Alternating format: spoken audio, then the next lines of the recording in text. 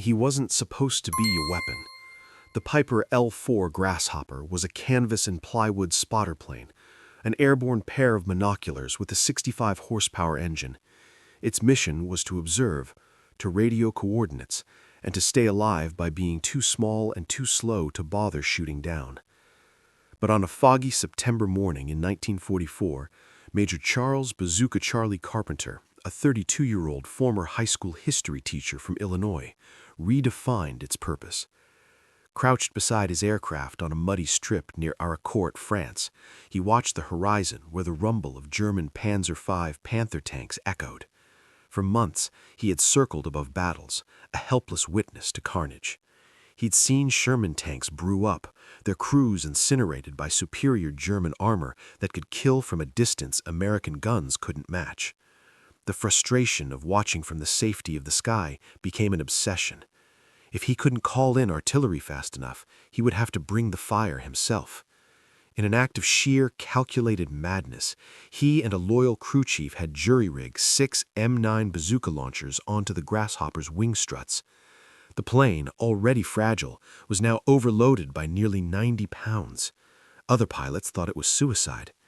As Carpenter climbed into the cockpit alone, facing fog so thick he could barely see the tree line, he wasn't just testing a theory. He was betting his life that a teacher with a flying contraption could rewrite the rules of engagement. The math was against him. Every calculation of weight, stress, and aerodynamics screamed that Rosie the rocketer shouldn't fly, let alone dive into a hail of anti-aircraft fire. The bazooka rockets produced a 1,200-degree exhaust blast mere inches from the fabric wings, which everyone feared would simply ignite. But Carpenter's motivation wasn't born from engineering manuals. It was born from the faces of tank crews he could no longer just watch die. He had taught teenagers about the tides of history in a peaceful Illinois classroom. Now, over the battlefields of France, he decided to become one of those tides. The fog that morning was a blessing and a curse. It hid him, but it also hid the enemy. For over an hour he circled blindly, the tension mounting with every gallon of burned fuel. Then the mist parted. Below him, cutting through the French countryside like steel predators, was a column of German armor. His heart pounded, not just from fear, but from the chilling clarity of his mission. He pushed the throttle forward, the straining engine answering with a determined whine. The unthinkable moment had arrived. But as he began his first attack dive, a sudden violent shudder rocked the tiny plane, not from enemy fire, but from his own modifications. A bazooka tube, strained by the dive, tore partially loose from its mount, threatening to cripple the aircraft before he could fire a single shot. The world narrowed to the screaming wind, the shuddering airframe, and the loose bazooka tube that hammered against the wing strut with terrifying force. In that heart-stopping second, Carpenter's fate and the entire insane experiment hung in the balance. Letting go of the controls to secure it was impossible. The dive was committed. Instead, he made a split-second calculation, leaning hard on the right rudder and aileron to counteract the drag and vibration. The Grasshopper slewed sideways, but held its trajectory. The damaged tube held on by a few critical bolts. Below, the lead Panther in the column grew larger, its long gun barrel swinging ominously. Carpenter's thumb found the firing switch for the opposite still secure rocket. At 100 yards, point-blank range in aerial terms, he pressed it. The crack of ignition was vicious, a physical punch to the plane. A tongue of flame from the rocket's tail missed the wing fabric by a miracle. He didn't see the impact. He was already hauling back on the stick with all his strength, his body crushed into the seat as the overloaded Cub fought gravity. Small arms fire from the German infantry peppered the air around him, a swarm of angry bees. Then, from the corner of his eye, as he banked sharply, he saw it, a plume of thick black smoke rising from the Panther's engine deck. The tank had stopped dead, immobilized. A cheer died in his throat, replaced by a surge of adrenaline. It worked. The concept was sound. But the celebration was premature. The remaining Panthers, now fully alerted, were scattering for cover, and every German soldier on the ground was now staring at the sky, their rifles and machine guns tracking the strange, buzzing plane with tubes on its wings. Climbing shakily back to 800 feet, Carpenter assessed the damage. The loose launcher was a disaster waiting to happen, making the plane nearly uncontrollable for another dive. He had 5 rockets left, a wounded aircraft, and an enemy now intensely interested in his demise. The tactical advantage of surprise was spent in that single smoking pass. Standard doctrine screamed for a retreat to base, but as he circled, he saw the immobilized Panther's crew bailing out and the other tanks regrouping, still a grave threat to the American infantry positions they were advancing on. The history teacher in him, the one who lectured on decisive moments, took over. He couldn't land with ordnance still aboard. The risk was too great. His jaw set. He would fire his remaining rockets, not in careful, aimed dives, but in a desperate strafing-style salvo to sow maximum chaos. Pushing the nose down again, he ignored the protesting shutters of the airframe and lined up on the scattered vehicles. This time he didn't dive steeply. He came in low and fast, skimming the treetops. At 150 yards, he mashed the firing switches for 2 remaining port-side rockets. They whooshed away, one impacting near a half-track, sending German infantry diving for cover, the other missing entirely. He banked violently, the loose tube finally shearing off and tumbling into the field below. The sudden change in balance was almost as dangerous as the enemy fire, but with the weight gone, the Grasshopper felt lighter, more responsive. In one fluid, instinctive motion, he swung around for a final pass. With the sun now at his back, blinding the German gunners, he fired his last 2 rockets at the milling column. A tremendous secondary explosion erupted, not from a tank, but from a tracked ammunition carrier he hadn't even targeted. The fireball rose into the sky, a beacon of unintended destruction. His ammunition spent, Carpenter turned for home, his plane riddled with small holes, but flying true. He had set out to prove a single rocket could stop a tank. He returned having proven something far greater. Utter, unpredictable chaos could be a weapon, and one man's audacity could temporarily stall an armored advance. Back at the Lawnville airstrip, ground crews swarmed over Rosie the rocketer even before the propeller stopped. They saw the bullet holes first, a constellation of punctures in the fabric fuselage and wings. Then they saw the empty, scorched rocket tubes and the missing launcher on the left strut. The crew chief, a wiry sergeant from Texas, let out a low whistle. "You lit a fire under them, Major, but they lit a few in you, too." The mood was a mixture of awe and grim concern. Carpenter's report of an immobilized Panther was met with stunned silence, then erupting cheers from the mechanics. He had done it. But as they worked frantically to reload the 5 remaining tubes and patch the most critical holes, the atmosphere shifted. A staff officer from Combat Command A arrived, having monitored the radio traffic. His message was stark. German movements were intensifying across the sector. Carpenter's stunt had bought time, but the Panzers were still pushing. The officer's eyes lingered on the patched-up L-4. "They're expecting you now," he stated flatly. Carpenter knew it was true. The element of surprise, his greatest ally, was gone. He was no longer an oddity, he was a target. Yet, as he looked at the map showing trapped American units, the decision was already made. By 12:19, with patched wings and a full load of rockets, Rosie was airborne again. This time, the Germans weren't just below, they were waiting. The difference was immediate. Climbing east toward Arracourt, Carpenter spotted a larger formation, 8 Panthers and accompanying half-tracks, but their disposition was defensive. They moved in short, cautious bursts, using tree lines for cover. More alarmingly, as he circled at a wary distance, he saw small knots of infantry setting up machine guns on tripods, their barrels tilted skyward. They were preparing a welcome. Gritting his teeth, Carpenter initiated the now familiar routine: climb, position with the sun, dive.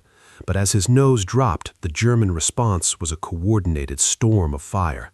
Tracers laced the sky, not just from rifles, but from the tanks' coaxial machine guns and the newly deployed light MG-34s.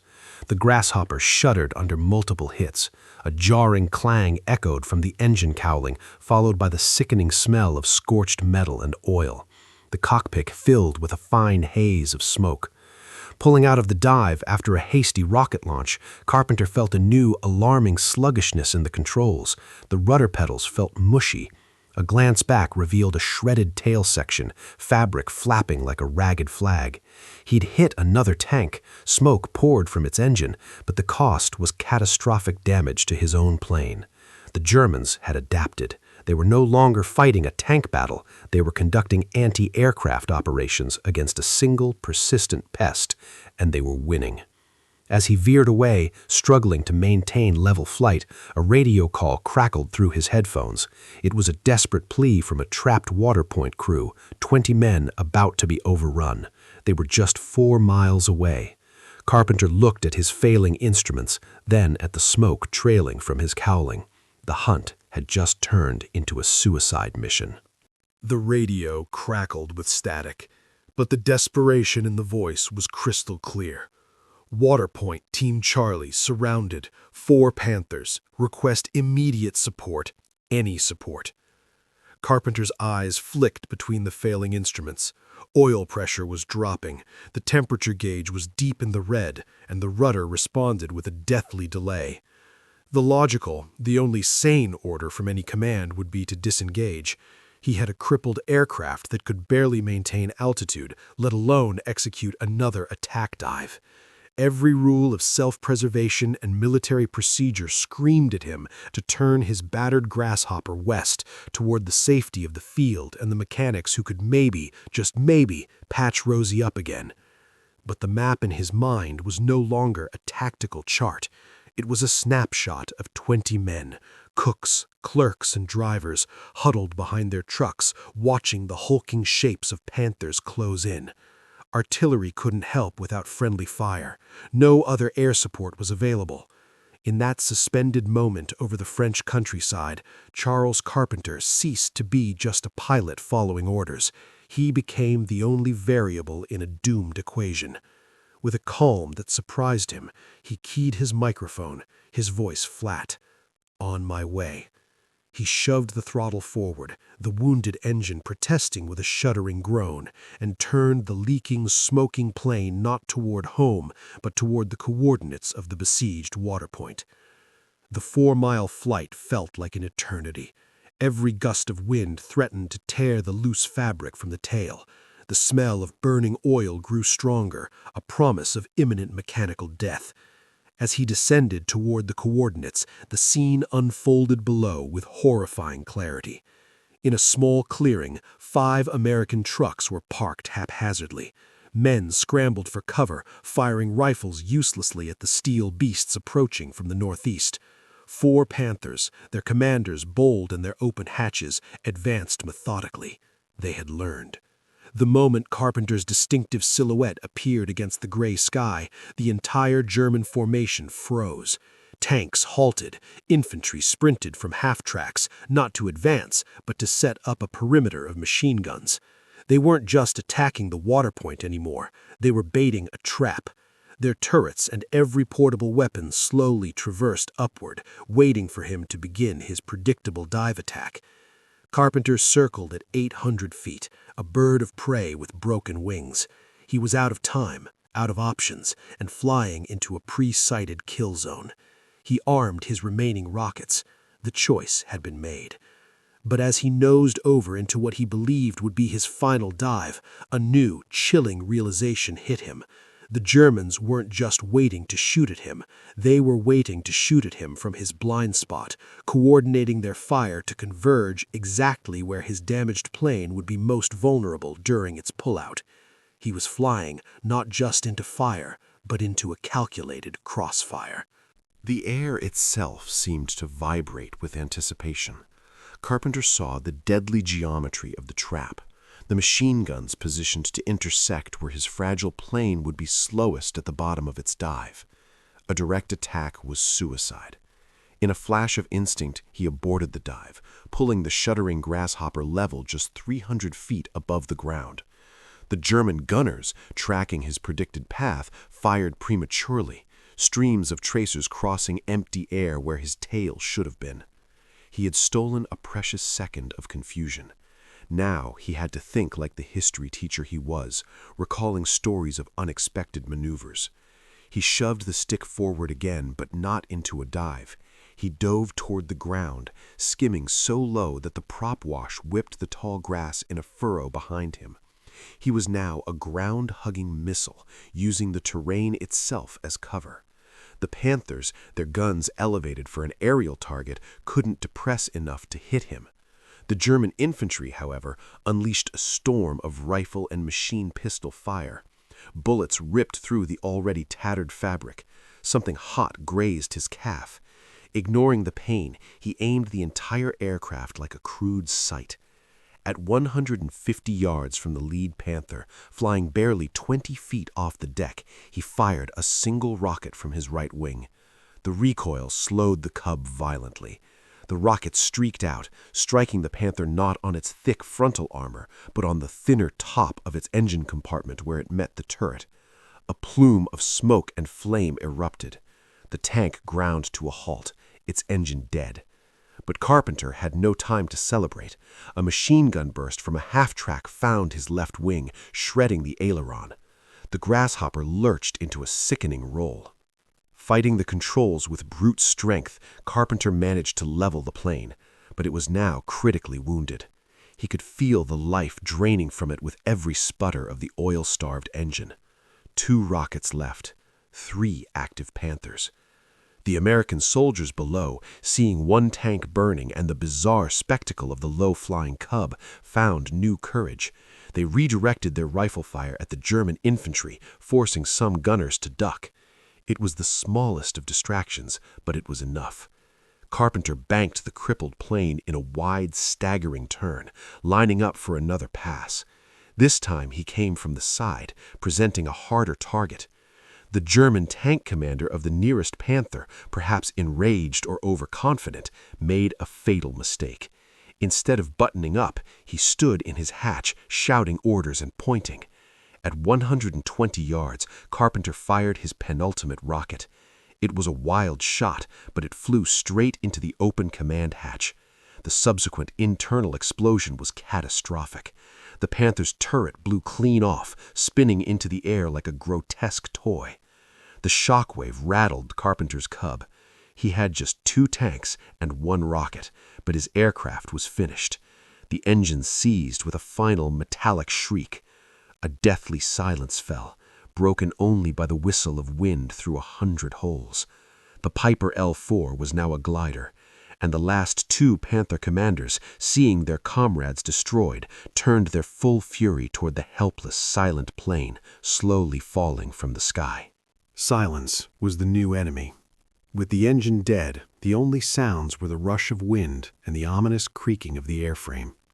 The Grasshopper, now a heavy glider, began a slow sinking turn toward the earth. Below, the 2 remaining Panthers pivoted, their long 75mm guns lowering from targeting distant tanks to track the easy descending prey right in front of them. Carpenter had 1 rocket left and no power to dive. In a final act of defiance, he did the unthinkable. Instead of trying to glide to a crash landing, he used his remaining altitude to bank directly toward the nearest Panther, aiming the nose of his silent aircraft like a lance. He waited, letting the distance close, the tank filling his entire windscreen. At what seemed like point-blank range, he fired his last rocket. The ignition flash illuminated the cockpit. The rocket lanced out and struck the Panther square on the commander's cupola just as the German gunner fired the tank's main gun. The shell screamed past, missing the Cub by feet. The rocket's shaped charge did its work, piercing the armor and igniting a fire inside. The tank shuddered and stopped. But Carpenter was out of everything: altitude, speed, and weapons. The last Panther, now just 100 yards away, traversed its machine gun directly at him. He was a sitting duck in a canvas coffin, descending straight into the kill zone. With no options left, Carpenter committed to a crash landing in the field between the burning tanks and the American position. The ground rushed up. He flared the nose up, trying to bleed off speed, but the damaged controls responded poorly. The Grasshopper hit the soft plowed earth hard, the landing gear ripping away instantly. The plane slewed sideways, dug its wing into the mud, and flipped violently onto its back. The world dissolved into a cacophony of tearing fabric, splintering wood, and the smell of damp soil and gasoline. Dangling upside down in his harness, dazed, Carpenter heard a new sound over the ringing in his ears. The roar of the remaining Panther's engine advancing toward him to crush the wreckage. He fumbled for his harness release, fuel dripping onto his flight suit. Just as he dropped free and scrambled out of the shattered cockpit, a thunderous explosion rocked the field. Not from the tank, but from behind it. The trapped waterpoint crew, seizing the moment of distraction, had used a salvaged bazooka of their own. Their single desperate shot found the Panther's side. It whirled to face this new threat, but it was too late. Internal fires took hold. Carpenter, crawling through the mud, looked back to see the last German tank engulfed in flames, its attack broken. The impossible had happened. The field was won. But as he stood on shaky legs, the victor surveying his handiwork of smoke and ruin, a German medical orderly emerged from a foxhole, not with a weapon, but with a Red Cross armband, pointing frantically at the wreck of the Cub. The final twist was not a bullet, but a plea. The fuel from the ruptured tank was pooling around the hot engine, and a critically wounded German soldier was trapped nearby, directly in the path of the impending fireball. In the mud of that French field, the lines between enemy and humanity blurred. The German medic's plea cut through the battle haze. Without hesitation, Carpenter limped back toward the wreck, joining the orderly to drag the wounded German soldier away from the pooling gasoline, just seconds before a stray spark turned the area into an inferno. This act, witnessed by the advancing American waterpoint crew, cemented his legend not just as a warrior, but as a soldier. The immediate aftermath was a whirlwind. Evacuated from the field, Carpenter received a field promotion to lieutenant colonel and was awarded the Silver Star for his conspicuous gallantry. More importantly, he received a new L-4, promptly christened Rosie the Rocketer II. His proven tactics were now a sanctioned, if still highly irregular, part of the 4th Armored Division's arsenal. By October 1944, Bazooka Charlie was a name whispered with awe by GIs and with furious respect by the Germans. He flew over 60 more attack sorties, his official tally growing to 6 tanks and multiple armored vehicles destroyed. But his true impact was psychological. German infantry, once dismissive of the frail Fieseler-Storch lookalikes, now poured relentless fire at every L-4 they saw. High Command issued directives specifically warning of low-flying observation craft armed with rocket projectiles, forcing commanders to waste precious time and resources on anti-aircraft measures against what was, statistically, a minimal threat. Carpenter, the history teacher, had inadvertently written a new, chaotic footnote into German tactical manuals. Yet the greatest threat to the Mad Major emerged not from the skies over Germany, but from within his own body. In early 1945, after over 100 combat missions that defied all odds, a different enemy was diagnosed: Hodgkin's lymphoma. Army doctors gave the robust 33-year-old a stark prognosis of perhaps 2 years to live. The irony was cruel. The man who had stared down Panzer divisions was now facing a foe no amount of bravery or bazookas could defeat. The Army, recognizing his extraordinary service, promoted him and sent him home with a chest full of medals. Charles Carpenter returned to Illinois, not to a hero's parade, but to a quiet classroom in Urbana, picking up the chalk he had set down years before. He taught history, now with a personal chapter no textbook could ever contain. and in a final, quiet defiance that matched his wartime spirit, he utterly shattered his medical sentence. The 2 years became 5, then 10, then 20. He lived to see his daughter grow, teaching a generation of students about the tides of history, while privately embodying one of its most remarkable eddies. He passed away in 1966, 2 decades after his diagnosis. The official cause was the long illness, but those who knew him understood. Charles Carpenter had simply completed his longest and most patient mission, outliving the expectation of death itself. For decades, the story of Bazooka Charlie faded into the footnotes of military history, a curious anecdote overshadowed by larger narratives of D-Day and the Bulge. Charles Carpenter's gravestone in Illinois listed his rank and dates, a silent marker for an extraordinary life. Meanwhile, the physical artifact of his legend, the Rosie the Rocketer, was presumed lost, scrapped in the chaotic aftermath of the war. It seemed the final chapter was written. But history has a way of resurrecting its most compelling characters. In the 2010s, aviation historians, cross-referencing serial numbers, made a stunning discovery.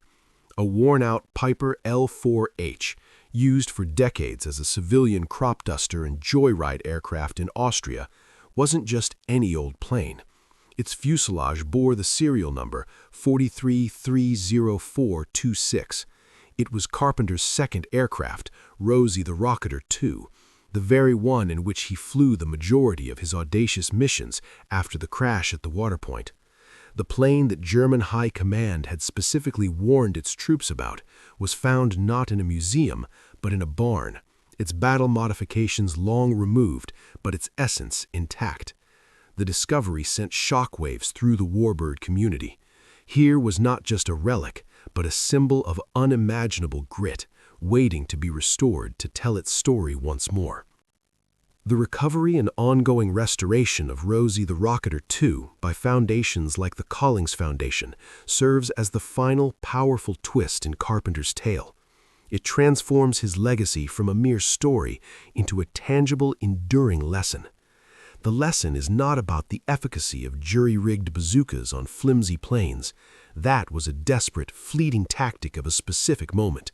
The true lesson, the one he would have wanted his students to understand, is about the power of the human will to reshape a seemingly fixed battlefield. Carpenter looked at a tool designed for observation and saw an instrument of intervention. He faced a prognosis of certain death and authored 2 more decades of life. His story teaches that convention is a guideline, not a prison. Today, as historians piece together his full combat record and restorers breathe new life into his plane, Charles Carpenter finally assumes his ultimate role, no longer just the Mad Major or Bazooka Charlie, but Professor Carpenter, whose life itself is the ultimate curriculum on courage, innovation, and the defiant refusal to accept the limits imposed by others, be they enemy commanders, engineers, or doctors. His history lesson, etched in canvas, courage, and rocket smoke, continues to teach.